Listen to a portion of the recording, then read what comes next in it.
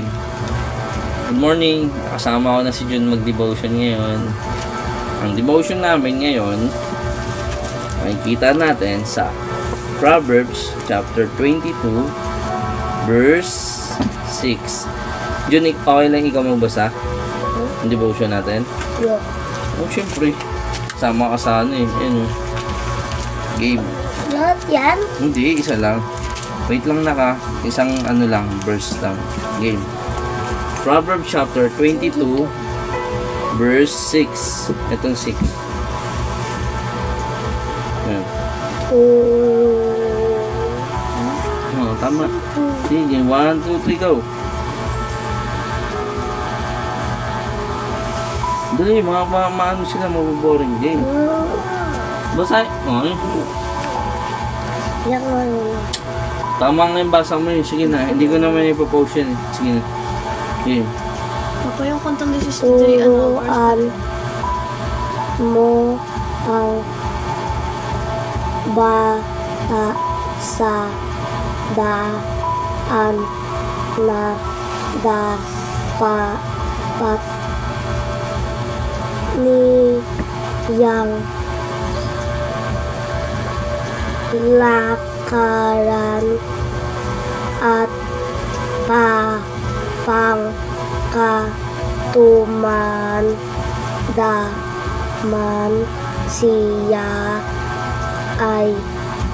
niyang lakaran at pangkatumandaman siya ay hindi niya wala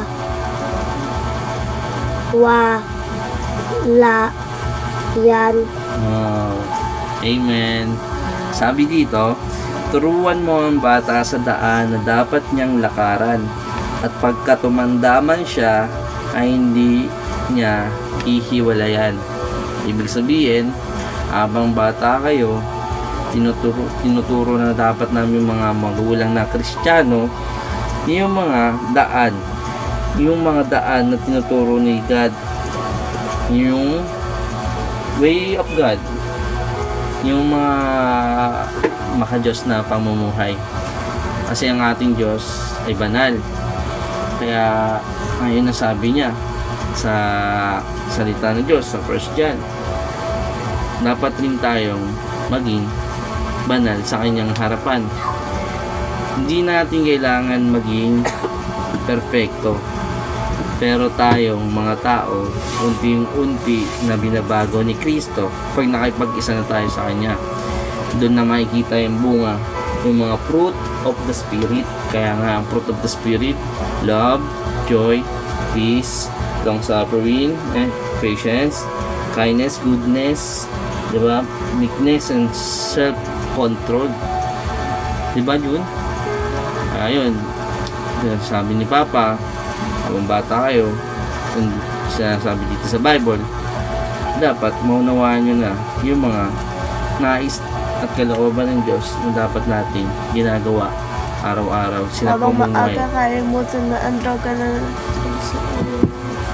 Ito, katulad na ito, si Julie, lagi niyang tatandaan yung, dati kasi may sinulat ako na rap song, pero kasi yun, sinulat yun, gusto ko kasi hikayatin yung mga kapwa ko.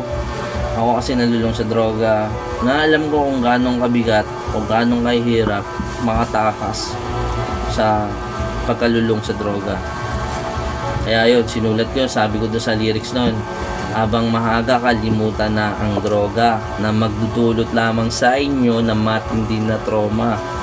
Ayun talaga, pwedeng sirain yan buong pagkatao mo, buong buhay mo, buong pamilya mo.